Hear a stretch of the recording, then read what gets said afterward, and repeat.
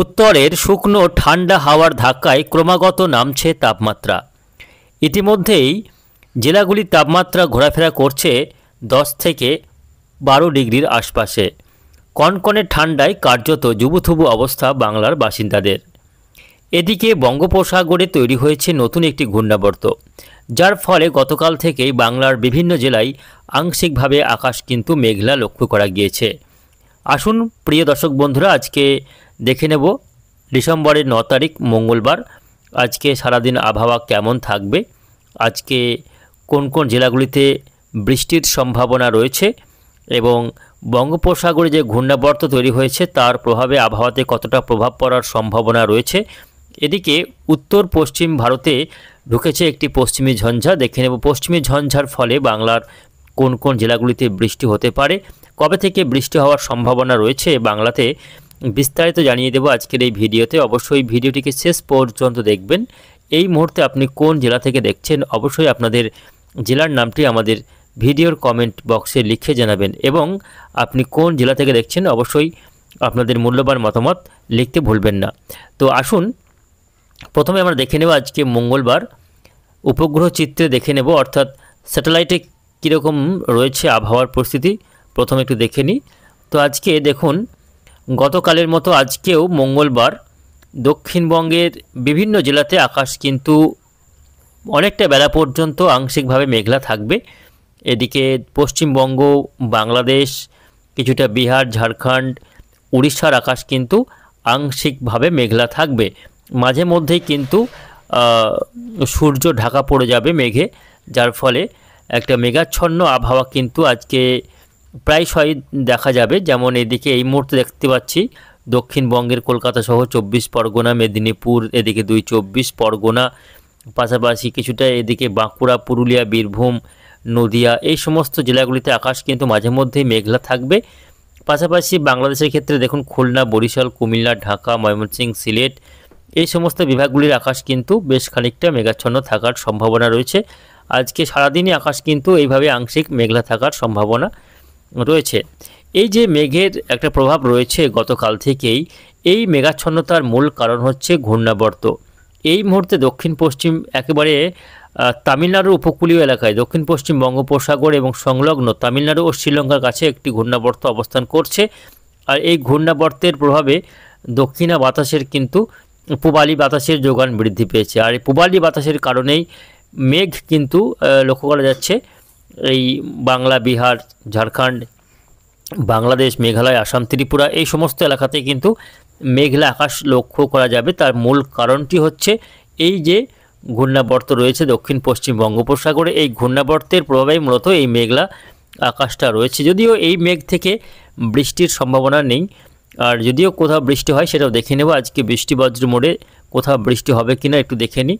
তো আজকে মঙ্গলবার দেখুন আকাশ কিন্তু সামান্য মেঘলা থাকলেও বৃষ্টির কোনো সম্ভাবনা নেই। বৃষ্টি কোথাও হচ্ছে না, উত্তরবঙ্গেও নেই, দক্ষিণবঙ্গে কোথাও বৃষ্টির কোনো সম্ভাবনা দেখা যাচ্ছে না। দেখে নেব আগামী 5 দিন আবহাওয়া কেমন থাকবে। আগামী 5 দিনের মধ্যে বঙ্গোপসাগরে ঘূর্ণাবর্তের প্রভাবে ঝড় বৃষ্টির কোনো সম্ভাবনা আছে কিনা দেখে নেব। তো আগামীকাল বুধবার 10 তারিখ, সেক্ষেত্রে দেখা যাচ্ছে আগামীকালও কিন্তু পরিষ্কার আকাশ থাকবে, মাঝে মধ্যে মেঘলা আকাশ থাকলেও বৃষ্টির তেমন কোনো সম্ভাবনা নেই, বৃষ্টির কোনো রকম সম্ভাবনা নেই আগামীকালও। বৃহস্পতিবার 11 তারিখ দেখে নেব আবহাওয়াতে কী পরিবর্তন রয়েছে। বৃহস্পতিবার 11 তারিখে আকাশ পরিষ্কার থাকবে, বৃষ্টির কোনো রকম সম্ভাবনা দেখা যাচ্ছে না। না উত্তরবঙ্গ, না দক্ষিণবঙ্গ, সমগ্র ভারত, বাংলাদেশ, মেঘালয়, আসাম, ত্রিপুরা কোথাও কোনো রকম বৃষ্টির সম্ভাবনা কিন্তু নেই। তবে একেবারে জম্মু, কাশ্মীর, পাঞ্জাব, হরিয়ানা, এই সমস্ত এলাকায় মাঝে মধ্যে কিন্তু পশ্চিমী ঝঞ্ঝার কারণে বৃষ্টি ও পাহাড়ে তুষারপাতের সম্ভাবনা রয়েছে। তবে পশ্চিমী ঝঞ্ঝা বাংলায় প্রভাব দেখাবে কিনা দেখে নেব একটু, যে উত্তরবঙ্গে বৃষ্টি হচ্ছে কিনা আগামী 5 দিনের মধ্যে। তো এই মুহূর্তে আমরা দেখতে পাচ্ছি আগামী 13 তারিখের পর থেকে বৃষ্টি হতে পারে পশ্চিমী ঝঞ্ঝার কারণে, কেননা আগামী 13 তারিখ একটা বড় আকারের পশ্চিমী ঝঞ্ঝা পাহাড়ে প্রবেশ করতে পারে। সেই পশ্চিমী ঝঞ্ঝা পরবর্তীতে বাংলায় এসে কিন্তু বৃষ্টি দিতে পারে। দার্জিলিং, কালিম্পং, আলিপুরদুয়ার, কোচবিহার, এই সমস্ত জেলাগুলিতে আগামী 13 তারিখের পর থেকে বৃষ্টির একটা সম্ভাবনা তৈরি হতে পারে। তবে আগামী 13 তারিখ অর্থাৎ শনিবার পর্যন্ত দক্ষিণবঙ্গে বৃষ্টির কোনো রকম সম্ভাবনা থাকছে না। টানা 5 দিন বা 7 দিন পর্যন্ত শুকনো আবহাওয়া চলবে এবং লাগাতার তাপমাত্রা কমবে।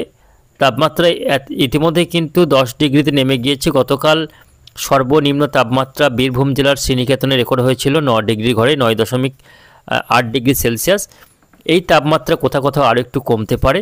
এই 10 ডিগ্রি বা তার আশপাশেই তাপমাত্রা আগামী কয়েকদিন ঘোরাফেরা করবে, শুকনো আবহাওয়া চলবে এবং কনকনে ঠান্ডা বইবে। বাঁকুড়া, পুরুলিয়া, বীরভূম, পশ্চিম বর্ধমান এই জেলাগুলির তাপমাত্রা 10 থেকে 12 ডিগ্রি আশপাশে ঘোরাফেরা করবে। বাকি জেলাগুলির তাপমাত্রা কোথাও 13, কোথাও 14 ডিগ্রির মধ্যেই থাকতে চলেছে। ফলে শীতের আমেজ কিন্তু ভালোই চলবে। একটানা বেশ কয়েকদিন বৃষ্টিহীন থাকছে বাংলা। তবে কবে থেকে বৃষ্টি হতে পারে আসুন একটু দেখে নেব। তো বিভিন্ন ওয়েদার মডেল সূত্রে দেখা যাচ্ছে যে আগামী 20 তারিখের পর, 20 ডিসেম্বরের পর থেকে বাংলার আবহাওয়াতে পরিবর্তনের সম্ভাবনা থাকছে।